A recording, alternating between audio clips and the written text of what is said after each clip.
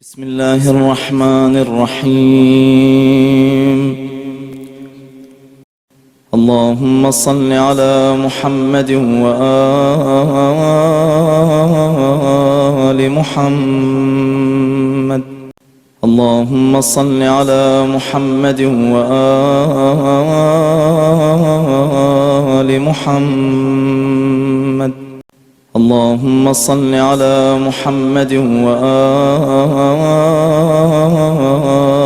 محمد. اللهم صل على محمد وآل محمد. أعوذ بالله من الشيطان اللعين الرجيم. بسم الله الرحمن الرحيم. الحمد لله ذي المن والإحسان وذي العز والسلطان الذي خلق الإنسان وعلمه البيان. والحمد لله الذي نور قلوبنا بولایت محمد وآل محمد. اللهم صل على محمد. والحمد لله الذي جعلنا من المتمسكين بولایت امیر المؤمنین علی بن ابی طالب وسیدۃ نساء العالمین وعلى الحسن والحسین وأولاده المعصومين وحجج الله على الخلق أجمعين، لا سيما على الحق الجديد وطلعة الرشيد إمام المنتظر المهدي عجل الله تعالى فرجه الشريف. اللهم صل على محمد وآل محمد وعلى آله الطيبين الطاهرين معصومین المنتجبین ولعنت اللہ علی اعدائهم من الآن الى قیام یوم الدین آمین یا رب العالمین. اما بعد فقد قال اللہ تبارک وتعالی فی محکم کتابہ المبین وهو اصدق الصادقین وقولہ الحق. بسم اللہ الرحمن الرحیم. یا ایھا الذین آمنوا قوا انفسکم واہلیکم نارا. صلوات بآواز بلند. سامعین گرامی قدر، ناظرین محترم، ایصال ثواب صرف اپنے آپ کو بچا لینا یہ کمال نہیں ہے. پیغمبر اسلام احمد مصطفیٰ محمد مصطفیٰ صلی اللہ علیہ وآلہ وسلم سے پروردگار نے خطاب کیا اور اعلان کیا، میرے پیغمبر اپنے آپ کو اور گھر والوں کو جہنم کی آگ سے بچاؤ. پیغمبر سے خطاب ہے لیکن مدعا اور مقصد ہم ہیں. ہمیں کہا گیا کہ صرف مسجد میں مصلی پر تسبیح لے کر روزہ دار بن کر کسی پہاڑ کسی غفا میں چلے جانا یہ کمال نہیں ہے. صرف اللہ کو یاد کر لینا یہ کمال نہیں ہے، بلکہ اپنے آس پاس پڑوس لوگ مومن غیر مومن اپنا پرایا ہر ایک اعتبار سے تمہارے کچھ حقوق اور ذمہ داریاں اور فرائض ہیں. ان ذمہ داریوں میں ایصال ثواب کے ضمن میں بات چل رہی تھی اور مسلسل یہ موضوع مومن جو غائب ہے، مومن جو سامنے نہیں ہے، مومن جو مضطرب ہے، پریشان حال ہے، قبروں کے نیچے ہے اور وہ تمنا التجا فریاد سب کچھ ہم سے رکھ رہے ہیں اور مطالبہ بھی کر رہے ہیں اور ان کا حق بھی ہے کہ ہم انہیں فراموش نہ کریں ایسے وقت میں گفتگو آئے گی، بات ہوگی انشاءاللہ، لیکن صرف سوچنے کے اوپر انسان مجبور ہو اور یاد رکھے کہ جو لوگ محتاج ہیں، مصیبت زدہ ہیں، پریشان حال ہیں، جن کا کوئی اب ہم مونس مددگار نہیں ہے، ان کے لیے اچھائیاں کریں۔ اور یہ بزم محمد اور آل محمد کی جو وہ اختیار یہاں بھی رکھتے ہیں، قبر کے اس طرف رکھتے ہیں، ہمارے بھیجی ہوئی چیزیں وہ قبر والوں تک پہنچاتے بھی ہیں اور اس کا بہترین اجر و ثواب دیتے ہیں، قبر کی تمام آفتیں اور بلاؤں سے انہیں بچاتے ہیں۔ بات چل رہی تھی کہ ایک مومن دوسرے مومن کا کیسے خیال رکھے۔ مرنے والے سے ہمارا رابطہ ٹوٹا نہیں ہے، نہ ٹوٹے گا۔ اولاد ہیں تو ان کا حق ہے کہ اپنے ماں باپ کو قبروں میں یاد رکھیں، قبروں کے حالات دیکھیں، مشاہدہ کریں، ان کے واجبات کو ادا کریں، ان کے فرائض کو پورا کریں، ان کے حقوق اللہ، حقوق العباد کو بھی پورا کریں۔ ذمہ داریاں ہیں۔ اگر مومنین میں سے دو تین لوگ کسی بے ضرر، بے خطر بھلے مومن کے پاس جمع ہو جائیں، جس مومن سے ذرہ برابر کوئی خطرہ نہ ہو، کوئی نقصان کا ڈر نہ ہو، دو تین مومن ایک ساتھ اگر جمع ہو جائیں تو اگر یہ لوگ خدا سے دعا کریں تو خدا مستجاب فرمائے گا، قبول کرے گا۔ مثال ثواب کی مجلس ہے، دو چار لوگ بیٹھ کے اپنے مرحومین کے لیے اور جن کے لیے فاتحہ کی گزارش کی گئی ہے ان کے لیے سورہ فاتحہ ان کی مغفرت کی جب دعا کرتے ہیں تو اللہ مستجاب کرتا ہے۔ جو ایک دوسرے مومن کے ایک دوسرے کے لیے ضرر اور نقصان دہ نہیں ہے، مجلسوں میں بیٹھتے ہیں، مجلسیں اگر بند ہیں تو مجلسیں ختم نہیں ہوں گی، چاہے اپنے دلوں میں، اپنے گھروں میں، اپنے آفس میں، اپنے مکان میں، اپنے گھر والوں کے ساتھ انسان ذکر حسین کو بند نہ کرے، ورنہ کائنات بند ہو جائے گی۔ یہی ایک دروازہ ہے جو سارے دروازوں کو کھولتا ہے جنت تک کے۔ سکون، اطمینان، رحم، کرم، ساری دولتیں در حسین سے وابستہ ہونے والے کو ملا کرتی۔ یعنی دو تین لوگ اگر ایک ساتھ جمع ہو جائیں اور جن سے کوئی خطرہ نقصان نہ ہو، مومن آپس میں جمع ہو جائیں تو خدا سے اگر دعا کریں تو خدا ضرور مستجاب کرتا ہے، کہ دعاؤں کو قبول کرتا ہے، اور اس سے سوال کریں کہ خدا عطا فرمائے گا۔ اگر خوشحالی کا مطالبہ کرے گا، خوشی کا، یہ حالات، یہ مشکلات، یہ پریشانیاں، یہ دشواریاں ختم ہو جائے تو پروردگار ختم کر دے گا، تو خدا مزید اس کے خوشحالی میں اضافہ کر دے گا، اس کے سکون میں برکت دے گا، اس کی خوشیوں میں بڑھاوا کر دے گا۔ اگر کسی سوال نہ کرے، اگر کچھ بھی سوال نہ کرے، چار پانچ مومن بیٹھے ہوں اور آپس میں کسی مومن کے لیے دعا کرے تو اللہ قبول کر لے گا اور اس کی ساری دعائیں قبول کر لے گا، اس کی خوشحالی میں بڑھا دے گا، اس کے سکون اطمینان دے گا، دولت و سرمایہ دے گا، رزق و برکت دے گا۔ لیکن اگر کوئی سوال نہ کرے، دو تین لوگ بیٹھے ہیں، تو بھی خدا ہی عطا کرے گا، اس لیے کہ مومن آپس میں جب بیٹھتا ہے، کسی مومن کے لیے کوئی سوچتا ہے، فریاد کرتا ہے، تو اللہ مانگنے کا انتظار نہیں کرتا کہ میرا بندہ اپنے لیے کچھ مانگے، اسے سب کچھ عطا کر دیتا ہے جو اس کو ضرورت ہوتی ہے۔ اللہ اکبر۔ مومن کا مقام کیا ہے؟ مومن کا رتبہ کیا ہے؟ خاص طریقے سے وہ مومن جو قبروں میں، اور یہ ایصال ثواب کی مجلسیں اس بات کی بابر کراتی ہے کہ جو قوم مرنے والے کا اتنا خیال کرتی ہے وہ زندوں کا کتنا خیال کرتی ہے۔ آس پاس کے ریلیشن مینٹین کر دینا، ایصال ثواب۔ کسی ایک گھر سے جنازہ اٹھتا ہے لیکن سب رحم و کرم کے لیے، پرسہ دینے کے لیے، تسلی و تشفی دینے کے لیے آ جاتے ہیں، یہ بتلانے کے لیے کہ جس قوم میں ایصال ثواب پایا جاتا ہے وہ ظلم کے قریب نہیں ہوتی ہے، وہ ظالم نہیں ہوتی ہے، اور یہی وجہ ہے کہ ان کے دل نرم ہوتے ہیں تو دہشت گردی نہیں کرتے ہیں۔ جن کے ہاں مجلسیں نہیں ہوتی ہیں، مرنے والے کے لیے سیوم 40واں ایصال ثواب کی مجلسیں نہیں ہوتی ہیں، ان کا دل نرم کیسے ہوگا؟ انہی قوم میں دہشت گردی پیدا ہوتی ہے۔ لہذا اپنے آپ کو پرسکون کرنا ہے، اطمینان کرنا ہے، دولت سرمایہ سے منزہ اور مکرم اور منور کرنا ہے، تو ذکر آل محمد کے ذریعے اپنے مرحومین کو یاد کریں، ان کے واجبات کو ادا کرائیں اور ان کے لیے ذکر خیر کرائیں، ذکر آل محمد کرائیں۔ کوئی چیز بندی نہیں ہے اور ذکر حسین کبھی بند نہیں ہو سکتا۔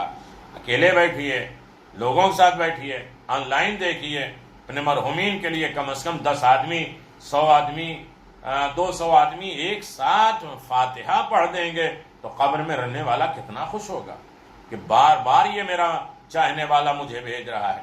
تو گزارش یہ ہے کہ اگر کسی نے بے لوث بے غرض، کوئی اس کی طمع، کوئی لالچ نہ ہو، کوئی غرض نہ ہو کسی مومن کی زیارت کی، تاکہ خدا اس کو اجر و عنایت کرے گا۔ قبروں پہ جانا، مومنین کے پاس ملاقات کرنا، مومن کی زیارت کرنا، روایت میں ہے کہ جب ہماری زیارتیں نہ مل پائیں، امام رضا علیہ السلام نے فرمایا تو مومن کے چہرے کی زیارت کر لو، اس میں میرا اجر و ثواب زیارت کا، میری زیارت کا ہوگا۔ یعنی بغیر غرض، بغیر طمع، بغیر لالچ، بغیر کسی مقصد، بغیر غرض کے کسی مومن کی زیارت کرنا تاکہ خدا اس کو وہ اجر عطا فرمائے جو مومن کی زیارت میں رکھا ہے، تو خدا 70,000 ملائکہ کو معمور کر دے گا، مسلط کر دے گا، آمادہ کر دے گا، جو اس بندے مومن سے کہتے ہیں خوش رہیے، پاک و پاکیزہ جنت تمہارے لیے ہے، پاک و پاکیزہ جنت تمہارے لیے ہے۔ یقیناً جب انسان کسی مومن سے ملے تو نیت صرف یہ ہو کہ ہم خدا کے لیے مل رہے ہیں، خدا نے اس ملاقات میں اجر و ثواب رکھا ہے، تو اللہ تبارک و تعالیٰ اسے 70,000 ملائکہ کے ارد گرد ان کے ساتھ جمع کر دیتا ہے۔ جو ملائکہ مومن کے لیے، جس نے مومن سے ملاقات کے لیے قدم بڑھایا ہے،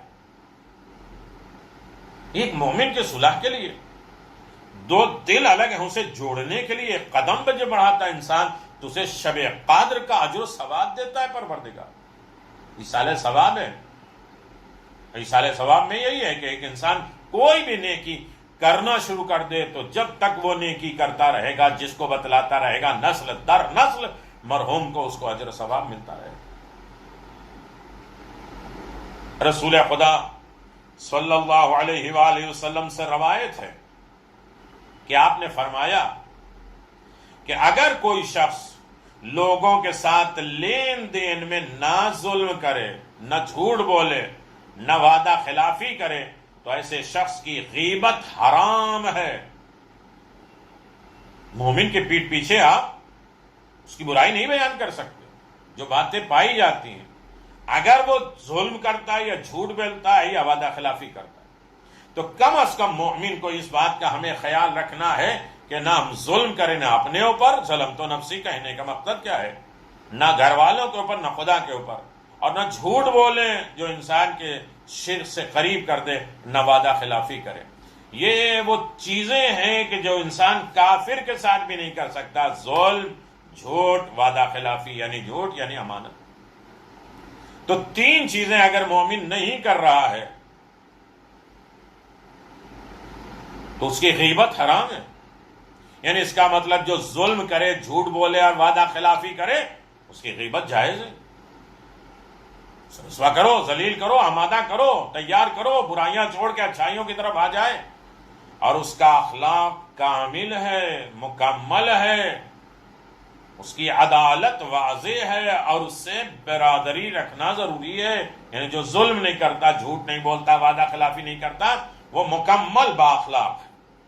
یعنی تین کوالٹی اگر انسان اپنے اندر پیدا کر دے تو جس کے لیے پیغمبر آئے تھے مکمل اخلاق دینے کے لیے، اس کا اخلاق بھی کامل ہو جائے گا، وہ عادل ہوگا، انصافور ہوگا، اور اس کے ساتھ برادری، دوستی، اخوت، بھائی چارگی، اٹھنا بیٹھنا سب رکھ سکتے ہیں۔ اگر ظلم کرتا ہے، جھوٹ بولتا ہے، وعدہ خلافی کرتا ہے، نہ وہ بااخلاق ہے، نہ وہ عادل ہے، اور نہ اس کے ساتھ اٹھنا بیٹھنا صحیح ہے، اور نہ اس کے ساتھ برادری رکھنا صحیح ہے۔ کیا بہترین باتیں ہو رہی ہیں جو ایک انسان کی زندگی کے لیے کارگر ہے، اثر انداز ہے، اور یقیناً یہی ایصال ثواب ہے۔ ورنہ ایک آدھ واقعہ پڑھتے، معجزات پڑھتے، اور یہ فضائل اور جنگ پڑھتے، لوگ خوش ہوتے ہیں، لیکن وہ چیزیں جو مرنے والے کو فائدہ ملے، زندوں کو فائدہ ملے، نسلوں تک باقی رہے اور ہر طریقے کے انسان اپنی زندگی کا سرمایہ قرار دیتا رہے. یہاں تک کہ امام محمد باقر علیہ الصلوۃ والسلام نے ارشاد فرمایا ہے جنت میں ایک ایسی جگہ ہے جس میں سے صرف 3 لوگ 3 ہی افراد جا سکتے ہیں. جنت میں ایک ایسا جگہ ہے جہاں صرف 3 لوگ جا سکتے ہیں. وہ شخص جو صحیح فیصلہ کرے چاہے وہ خود اس کے خلاف ہی کیوں نہ ہو. ہمیں نہیں پسند ہے، اکثر ہوتا ہے کہ ہم اپنی چوائس سے فیصلہ کرتے ہیں، جو ہماری پارٹی ہے، جو ہماری سمجھ میں آتی ہے، جو ہمارے فیور میں ہے، اسی کے لیے انسان سارے فیصلے کرتا ہے. لیکن امام محمد باقر علیہ السلام فرماتے ہیں جنت میں ایک ایسی مخصوص جگہ ہے جہاں صرف وہی 3 لوگ جا سکتے ہیں جو عدل اور انصاف سے فیصلہ کریں، چاہے وہ اس کے خلاف ہو. میں نہیں چاہتا کہ اس کے فیور میں یہ بات ہو، لیکن کیا کریں، عدل یہی ہے، انصاف یہی ہے. چاہے وہ میرے بیٹے کے خلاف کیوں نہ ہو، میرے گھر والوں کے خلاف کیوں نہ ہو، عدالت ہے اور عدل ہے تو بات یہی ہے. ہم نہ چاہتے ہوئے بھی انصاف کریں، عدل کریں تو وہ مقام ملے گا جہاں کوئی اور نہیں جا سکتا. دوسرے، وہ شخص جو خدا کی خوشنودی کے لیے برادر مومن کی زیارت کرے، مقصد اور ایم کیا ہو، خدا راضی ہو جائے. غرض کیا ہے، خدا کی خوشنودی ہو، خدا کو راضی کرنے کے لیے، خدا سے اجر و ثواب حاصل کرنے کے لیے. اگر انسان اس مرحلے کو دیکھتا ہے اور سمجھتا ہے تو یقیناً مومن کی زیارت اصل میں جنت میں مقام حاصل کرنے کے برابر ہے، جس میں خود غرضی نہ ہو.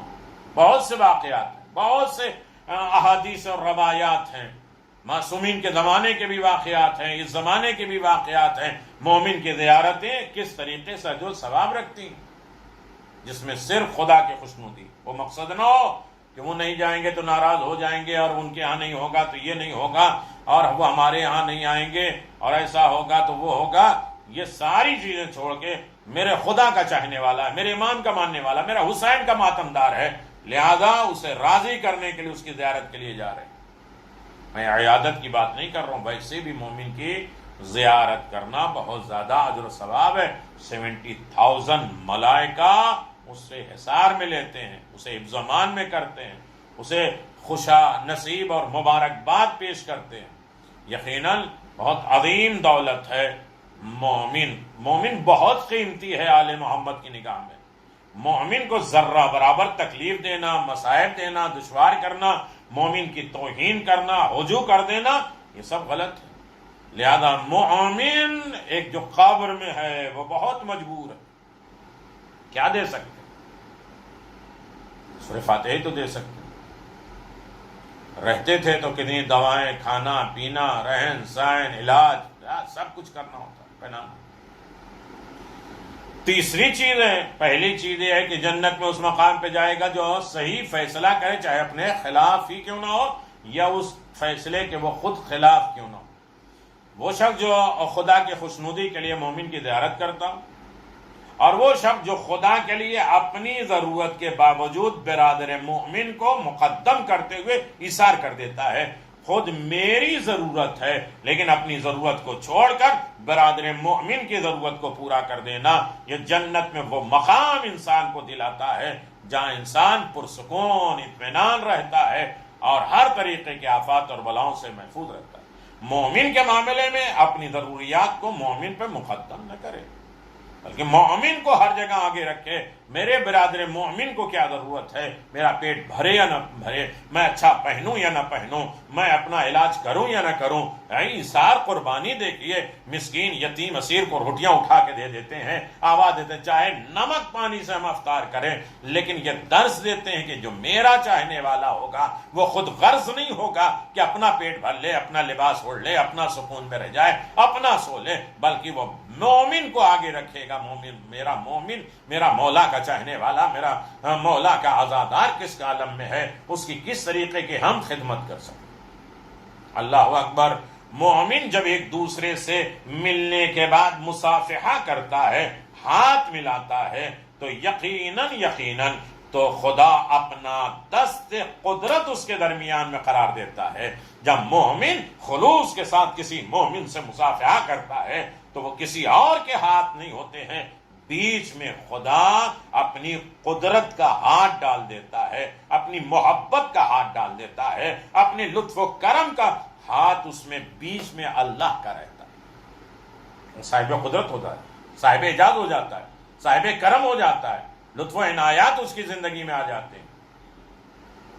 اللہ اکبر. جو اپنے دوست کو زیادہ چاہتا ہے خدا اس کے ہاتھ کو زیادہ انحماق سے مصافحہ کرتا ہے. ایسا نہیں کہ ہمارا ٹچ کر کے بھاگو. اللہ صلی اللہ. جو زیادہ اپنے دوست کو چاہتا ہے، سب سے زیادہ دوست مرنے والا جو چلا گیا، بے بس، پریشان حال. پیغمبر اسلام احمد مصطفیٰ محمد مصطفیٰ صلی اللہ علیہ وآلہ وسلم نے ارشاد فرمایا، حضرت امیر المؤمنین علی بن ابی طالب کے بھی واقعات. پیغمبر فرماتے جب آپس میں ملو تو پہلے سلام کرو، پھر مصافحہ کرو، جب علیحدہ ہو تو استغفار کرو. جیسے ملاقات ہو السلام علیکم، مصافحہ کرو، معانقہ کرو، وہ ہو جائے تو جب جانے لگو تو استغفر اللہ ربی واتوب الیہ، تاکہ درمیان میں اگر کوئی خرابی ہوئی ہے تو ختم ہو جائے. تمہارے پیٹھ پیچھے کوئی غیبت نہ ہو، تم سیف رہو، آمادہ رہو. فرشتوں نے دیکھا کہ امیر المومنین سرکار دو عالم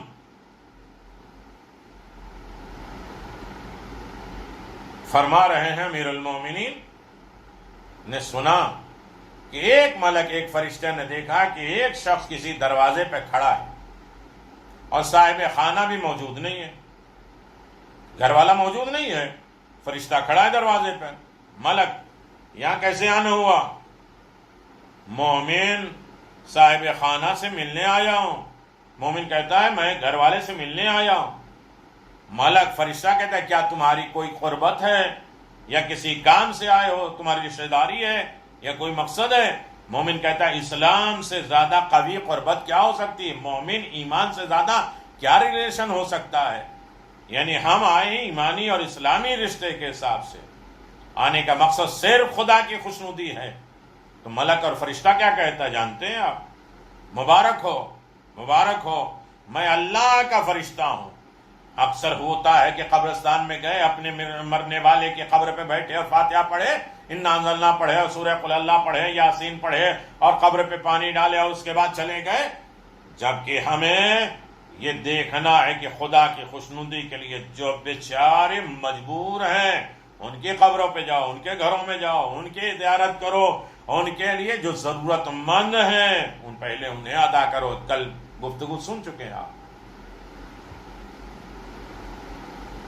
تو خدا کی خوشنودی. ملک کہتا مبارک ہو، میں اللہ کا فرشتہ ہوں، میں نے تجھے سلام کیا ہے اور فرمایا میری خوشنودی کے لیے تم صاحب خانہ سے ملنے آئے تھے، تمہیں اس کا اجر دوں گا، ثواب دوں گا، اور جنت کو تمہارے لیے مخصوص کرتا ہوں. جنت تمہارے لیے میں مخصوص کرتا ہوں، اپنے غضب سے تم کو جہنم سے بری کراتا ہوں. جہنم کی آگ تمہارے لیے بجھ جائے گی، ختم ہو جائے گی. یہ کون ہے؟ یہ فرشتے ہیں، خدا کے حکم سے آتے ہیں.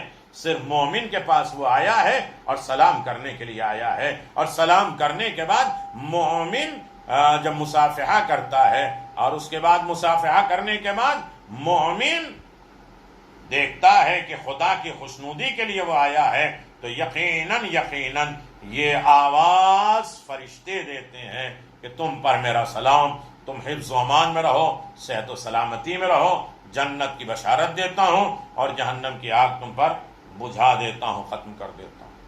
تو عزیزان محترم، بہت بڑا مقام ہے. آج ہم دنیا میں مومن کے ساتھ کوئی بھی کام کریں گے تو کم از کم ہم نہیں کریں گے، دوسرا کر سکتا ہے. لیکن مرنے والے مرحومین تک کون کر سکتا ہے؟ کون پہنچا سکتا ہے؟ کوئی نہیں. اللہ اکبر. امام جعفر صادق علیہ السلام نے فرمایا اپنے بندے سے جو سلوک کرے وہ اچھا ہی ہوتا ہے، خواہ بندہ اسے پسند کرے یا نہ کرے، راضی برضا رہنا ہی فرما برداری ہے۔ انسان اپنے مردوں سے اذکروا اموات بالخیر، اپنے مردوں کو خیر کے ساتھ یاد کرو، اچھائی کے ساتھ، کوئی ایک نیک کام کرو اور اس کے بعد کہو کہ ہم اپنے مرنے والے کے لیے یہ کام کر رہے ہیں، اس کا اجر ثواب اپنے امام کے لیے کر رہے ہیں، تھوڑا سا وقت اپنے امام کے لیے کریں اور اس کا اجر ثواب اپنے مرنے والے کو دیکھیں کتنا فائدہ ہوگا، کتنے خوش ہوں گے وہ۔ یونس ابن رباط نے امام جعفر صادق علیہ السلام سے سنا، حق پرست لوگ ہمیشہ سے سختیوں میں ہیں، مگر ان سختیوں کی مدت مختصر ہے اور اس کے بعد عافیت اور اطمینان کی مدت بہت طولانی ہے۔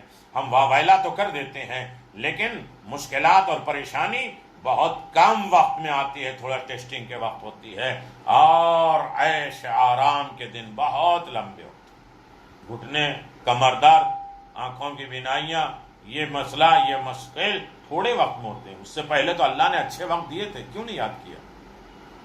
سمعہ کہتے ہیں کہ میں حضرت کو یہ کہتے ہوئے سنا کہ خدا نے دنیا میں اپنے دوست کو اپنے دشمن کا نشانہ بنایا ہے، اپنے دوست کو مشکلات پریشانیوں میں ڈال کر تاکہ اس کے گناہ دھل جائیں، سختیاں ختم ہو جائیں، دشمن جیسا سلوک کیا ہے۔ اللہ قبر کے حالات سب کچھ یہیں دھل جائے گا، بڑی سخت منزل ہے۔ اس وقت زندوں کو اپنے مردوں کو یاد رکھنا چاہیے، زندہ افراد۔ انہوں نے مرتے وقت اپنے آپ کو ہمارے حوالے کر دیا، جس طرح چاہے کپڑا اتارو، جیسے چاہے نہلاؤ، جیسے چاہے ہمیں اٹھاؤ، جیسے چاہے کروٹ بدلو، ہم نے اپنے آپ کو تمہارے سپرد کر دیا، ہم تمہارے اوپر توکل اور بھروسہ کرتے ہیں۔ تو اب ان کی آخری منزل قبر کی، برزخ کی، حساب و کتاب کی منزل میں آپ کو مدد کرنا ہوگا۔ مفضل ابن عمر کہتے ہیں ایک دن میں نے ایک آدمی نے میرے سامنے حضرت ابو عبداللہ جعفر صادق علیہ السلام سے پوچھا، وہ لوگ کہتے ہیں کہ جب خدا کسی بندے سے محبت کرتا ہے تو آسمان سے ایک ہاتف، ایک ندا دیتا ہے کہ فلاں شخص خدا سے محبت کرتا ہے، تم بھی اس سے محبت کرو، پھر لوگوں کے دلوں میں اس کی محبت کو اتار دیتا ہے۔ جب خدا کو کوئی شخص ناپسند ہوتا ہے تو ایک ندا آتی ہے، صدا دیتی ہے، فلاں شخص خدا کو محبوب نہیں ہے، اس لیے اس سے نفرت کرو۔ لوگوں کو دلوں میں اس سے نفرت پیدا ہو جاتی ہے۔ امام تکیہ عصا کا سہارا لیے ہوئے تشریف فرما ہے، یہ بات سن کر تکیے سے ٹیک ہٹا کر بیٹھ جاتے ہیں، آستین کو جھاڑ لیتے ہیں، فرمایا نہیں یہ غلط ہے، ہاں خدا جس سے محبت فرماتا ہے لوگ اس کے خلاف ہو جاتے ہیں اور اسے برا کہتے ہیں، اسے آجر ملے، ان پر گناہوں کا بوجھ بڑھ گیا ہے۔ جب خدا کسی کو ناپسند فرماتا ہے تو لوگوں کے دلوں میں محبت دے دیتا ہے تاکہ اس کے بارے میں ایسی باتیں کرے جو ان میں نہیں ہے، اس طرح اس پر وہ گناہوں کے پھر فرمایا کہ جو گناہ ہے وہ دھل جائیں گے۔ یحییٰ ابن زکریا سے زیادہ خدا کا محبوب کون تھا، لیکن لوگ ان کے خلاف ہو گئے اور انہوں نے جو کچھ بھی کیا وہ سب کو معلوم ہے، کیسے قتل کیا اور کس طریقے سے انہیں پر ظلم کیا ہے۔ مگر حضرت امام حسین علیہ السلام سے زیادہ خدا کا محبوب کون ہوگا؟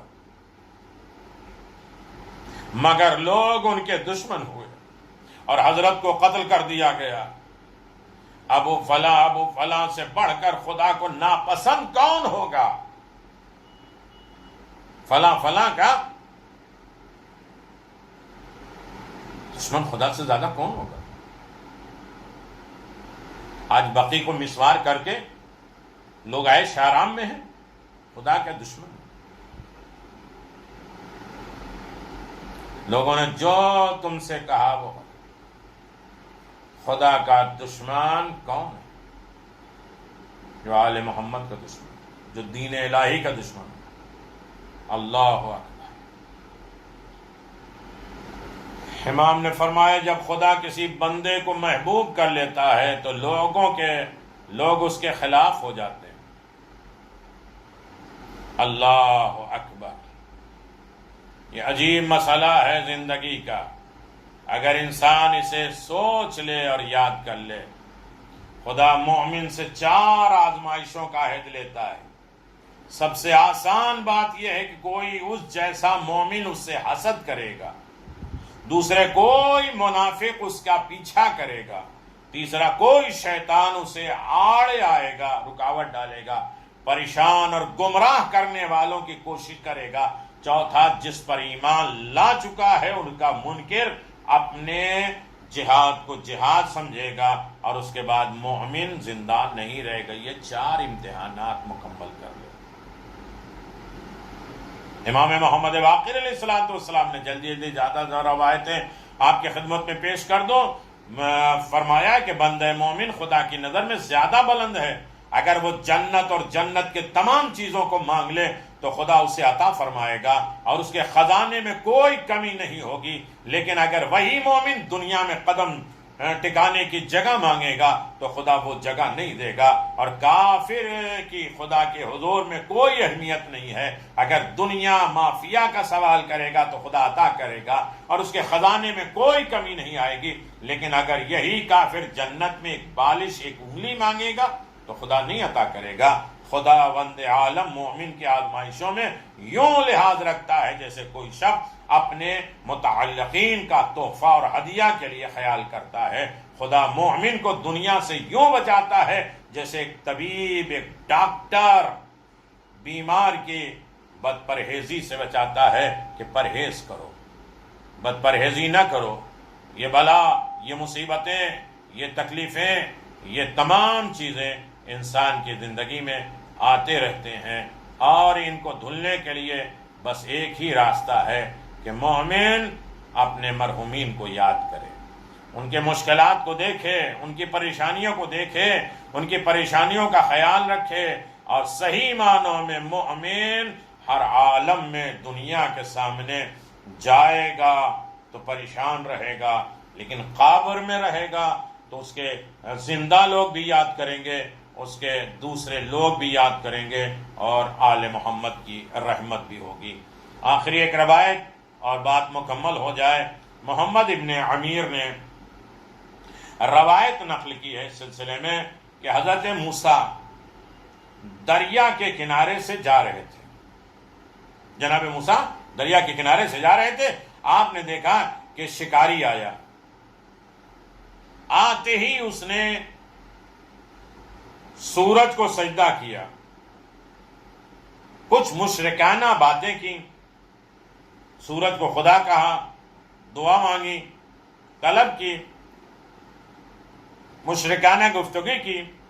اس کے بعد ایک جال دریا میں ڈالا، مچھلیوں سے بھرا ہوا جال نکلا، کنارے پر خالی کیا، دوبارہ جال ڈالا، پھر جال بھر گیا، پھر نکالا، خالی کیا، یہاں تک کہ جس قدر مچھلیاں چاہتا تھا پکڑ چکا تھا، تو اپنی راہ چلا گیا، اپنے راستے چلا گیا۔ اس کے بعد دوسرا شخص آیا، اس نے آ کر ہاتھ منہ دھوئے، وضو کیا، نماز پڑھی، حمد و ثنا کی، پھر اس نے جال ڈالا اور نکالا، مگر 2 مرتبہ کوشش ناکام ہوئی، تیسری مرتبہ چھوٹی سی ایک مچھلی پھنسی اور غریب اسے دیکھ کر شکر خدا کر کے واپس چلا گیا۔ جناب موسیٰ نے عرض کیا، پروردگار یہ تیرا ایک بندہ ہے، اس نے سورج کی پوجا کی ہے، مشرکانہ گفتگو کی ہے اور باتیں کی ہے اس طرح، پھر جال ڈالا اور 3 مرتبہ مچھلیوں سے بھر بھر کر نکلا، یہاں تک کہ اس کی ضرورت پوری ہو گئی، وہ مالدار ہو گیا۔ اور پھر ایک مومن آیا تو اس نے بڑی اچھی طریقے سے وضو کیا، پھر نماز پڑھی اور حمد و ثنا کر کے جال ڈالا تو مچھلی نہ آئی، دوبارہ کوشش کی تو ایک چھوٹی مچھلی آئی، جسے وہ لے کے چلا گیا شکر کرتے ہوئے۔ اس میں کیا راز ہے، کیا حکمت پوشیدہ ہے پروردگار؟ وہی ہوئی موسیٰ، ذرا اپنے داہنی طرف دیکھو، رائٹ کی طرف دیکھو۔ جناب موسیٰ نے دیکھا تو خدا نے اپنے بندے مومن کے لیے جو درجات معین کیے تھے، جو مومن کے اسٹیٹس میں ان کے مقام کے لیے تھا معین کیے تھے، اس پر سے پردے اٹھ گئے۔ جناب موسیٰ وہ مراتب دیکھے کہ پھر حکم ہوا بائیں طرف لیفٹ سائڈ دیکھو، حضرت کی نگاہوں میں اس مرد کافر کا مرتبہ آ گیا. خدا نے ارشاد فرمایا موسیٰ میں نے اس کافر کو اس مشرک کو جو دیا مچھلیاں اور مسرتیں اور خوشی دی ہیں اس کافر کو فائدہ نہیں ہوگا اور مومن کو جو ملا ہے اسے میں نے کوئی نقصان نہ ہونے دیا. موسیٰ نے فرمایا جو تیری معرفت حاصل کر لے اس پر فرض ہے کہ جو بھی تو کرے اس پر راضی رہے. اللہ اکبر. رضا الہی سب سے اہم ہے. مشکلات پریشانیوں میں واویلا نہ کرو، فریاد نہ کرو، استغاثہ نہ کرو، بلکہ خدا کی رضا میں راضی ہو جاؤ. یہی سب سے بڑی دولت ہے.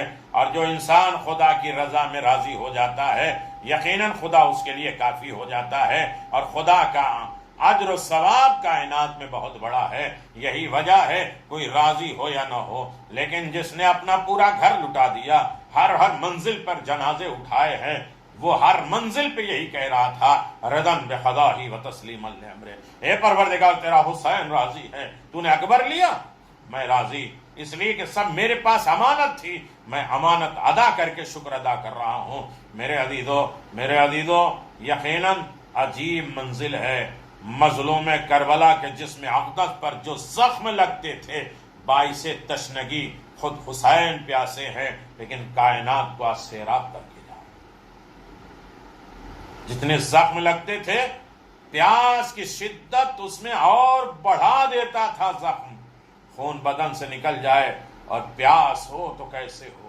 حسین نے دوسرے وقت میں چاہا، اس وقت بھی کسی کو مٹھی بھر کے خاک دیا جو ہیرے جواہرات ہو گئے، کسی کو اپنی ہاتھ کی انگلیاں اٹھا کے دی جو اپنی بچی کے ارمان و تارمان کو پورا کر پایا. بہت سے واقعات ہیں ایسے. مشکلات میں کثرت زخم کاری سے اس قدر پیاس تھی کہ اگر وہ پیاس تمام عالم پہ ڈیوائڈ کی جاتی، بانٹ دی جاتی تو سب ہلاک ہو جاتے. حسین اتنے پیاسے تھے ان کی پیاس دنیا میں بانٹی جاتی تو پوری دنیا تباہ اور برباد ہو جاتی، سب پیاس سے مر جاتے. چنانچہ روایت میں ہے میرے عزیزو یہاں تک کہ کثرت تیر و نیزے سے جسم اطہر مثل بدن ساہی ہو گیا تھا جس کے پورے بدن پہ کانٹے لگے ہوتے ہیں. اور صاحب مجالس المتقین لکھتے ہیں کہ اس قدر تیر جسم شریف پر پیوست تھے کہ گویا شوق لقاء الہی میں بال پر نکلے تھے کہ حسین اس تیر کے ذریعے خدا کی بارگاہ میں اڑنا چاہتے تھے. اور جناب سید شہداء باوجود غیرت اور حمیت اور صبر و شکر و تحمل کی شدت تشنگی سے قضاء بشری ایسے بےتاب تھے کہ بنابر تمام حجت کے ابن سعد سے پانی طلب کیا، جیسا کہ منتخب وغیرہ میں منقول ہے. آواز دیا، فرمائے اسقونی ستربت من الماء فقد نکشت قبضی من الظلم، مجھے تھوڑا سا پانی پلا دو، جگر میرا شدت تشنگی سے کباب ہو رہا ہے. اس لعین نے جواب دیا لا الہ خالق السبیل، یہ مجھے نہیں ہوگا، میں آپ کو پانی نہیں دوں گا. وقت آخر شمر ملعون سے فرمایا اسقنی جرعۃ من الماء، اے شمر مجھے ایک گھونٹ بھی پانی پلا دے. کبھی فرماتے تھے یا شمر اسقنی قطرۃ من الماء، اے شمر مجھے ایک ہی قطرہ پانی پلا دے، میں بہت پیاسا ہوں. اس وقت یہ عالم تھا کہ اپنی زبان خشک و شدت تشنگی سے چباتے تھے. حسین اللہ اکبر. افسوس عوض پانی کے اس ملعون نے وقت آخر میں تانے سے کہا کہ الست تزعم ان اباك على حوض التي يسخن من الاحب فاصبر حتى تاخذ الماء من يده. اے فرزند ابو تراب، کیا گمان نہیں کرتے تم کہ میرے باپ میرے بزرگوار آب کوثر سے اپنے دوستوں کو سیراب کریں گے؟ بس صبر کیجئے تاکہ ساقی کوثر اپنے ہاتھ سے تمہیں پانی پلائے. سے تانے تشنی دیے جا رہے تھے. اللہ اکبر. پانی پلانا اسی لیے خاص طریقے سے مرحومین کے نام پہ پانی پلانا، اس کا اجر و ثواب قبر میں، برزخ میں، حساب و کتاب میں بہت عالی ہوتا ہے۔ اللہ اکبر، دو جملے ہیں اس شقی کی یہ بات کہ ہم ایک قطرہ بھی پانی نہیں دیں گے بلکہ پیاسا ہی قتل کر دیں گے۔ اب تصور کیجئے ایسا زخمی جس اس قدر آتش ہو اور پیاس لگی ہو، سنگین ہو، متحمل ہو سکتا ہے کہ جیسے امام زمان عجل اللہ تعالی فرجہ الشریف زیارت ناہیہ میں فرماتے ہیں الشمر جالس علی صدرہ وواضح صیغت علی نہرک فقابض علی شعت بیتہ ذاہب لکا بجندہ، اے جد مظلوم شمر اللعین آپ کے سینے اقدس پہ بیٹھا ہے، اپنی تلوار کو آپ کے مقام نہر پر رکھ رہا ہے اور اس کے دست نجس میں آپ کی ریش ہے، آپ کی داڑھی اپنی تیرابدار سے آپ کے گلوے خشک کو ذبح کر رہا تھا۔ امام زمان فریاد کر رہے تھے قد سکت حواسک وخفی انفسکم ورفع علی قنات راسک، اس وقت ساکن ہو گیا جو حواس آپ کے سانس آپ کے نرم خفی میں تھے، دم رک گئے، یہاں تک سر انور آپ کا نوکے نیزہ پہ بلند ہوا۔ ایسے وقت میں حسین قریب نے جب ملعون نے کہا کہ حسین کے بدن میں اب جان باقی نہیں ہے، شمر نے کہا میں امتحان لے کے بتاتا ہوں، اپنے اپنے گھوڑوں کا رخ خیمہ زینب کی طرف کر دو۔ حسین زخمی حسین اپنی کوہنی کے بل اٹھے، ایک مرتبہ رو کے کہتے ہیں شمر ابھی حسین زندہ ہے، ان کی زندگی میں حملہ نہ کرو، یہ تو حسین تھے جو کوہنی کے بل اٹھے اور احتجاج کیا، لیکن ہائے علی جب دروازہ جلا، محسن شہید ہوئے، علی کے گلے میں رسی بدی، علی کیسے رضا الہی کے لیے خاموش تھے، لیکن قبر سیدہ کے کہاں جب لوگ قبر سیدہ کھودنے آئے تو ایک مرتبہ آواز دیا کس کی مجال ہے، کنکری بھی قبر سیدہ سے اٹھا دے، وہ علی کے دور امامت۔ میں امام زمان سے فریاد کروں گا مولا یہ دور امامت آپ کی ہے، ارے بقی آپ بھی دیکھ رہے ہیں، سوگوار آپ بھی ہیں، ویران بقی دنیا نے اجاڑ دیا، مولاز غیب اسی طرح ان پر روز آباد و شاد فرمائی وائیے یا کر دیجئے، یہ ہمارا امتحان نہ لیجئے، جس طرح روز کربلا ہے، عباس کا روزہ ہے تو ان کی ماں کی قبر کس عالم میں ہے کہ وہاں جانے بھی نہیں دیا جاتا، حسین غریب کا روزہ اتنا عالی شان ہے تو ماں کی قبر کی منزل کیا ہے۔ مولا امام زمان الغیاث الغیاث الا لعنت اللہ علی قوم الظالمین سیعلم الذین ظلموا ای منقلب ینقلبون انا للہ و انا الیہ راجعون۔ آپ حضرات سے گزارش ہے کہ ایک مرتبہ سورہ حمد اور 3 مرتبہ سورہ اخلاص کی تلاوت کر کے سید علی انصار ابن شبیر حسین، سیدہ حسنہ بنت اخلاق حسین، سید رستم علی اور کے والدین اولاد مرحومین، خاص طریقے سے منظر عباس اور ان کے اولاد کی طرف سے ان کے تمام مرحومین آبا و اجداد رشتہ دار قرابت دار کے لیے سورہ فاتحہ، اور ان کی اہلیہ منظر بھائی کی اہلیہ کے تمام مرحومین مومنین مومنات کے لیے سورہ مبارکۃ الفاتحہ۔ اللہ ان کے درجات کو بلند کرے، ان کی مغفرت فرمائے، ان جوار معصومین میں جگہ عنایت فرمائے، ان کے واجبات کی تکمیل ہو سکے اور اولاد میں سکون اطمینان ہو سکے کہ ہم نے اپنے والدین کے حقوق ادا کر دیے۔ بار بار اپنے والدین اپنے مرحومین کو ہمیں یاد کرنے کی توفیق عنایت فرمائے۔ بسم اللہ الرحمن الرحیم، الحمد للہ رب العالمین الرحمن الرحیم مالک یوم الدین، ایاک نعبد و ایاک نستعین، اہدنا الصراط المستقیم صراط الذین انعمت علیہم غیر المغضوب علیہم ولا الضالین۔ بسم اللہ الرحمن الرحیم، قل هو اللہ احد اللہ اللهم صل على محمد وآل محمد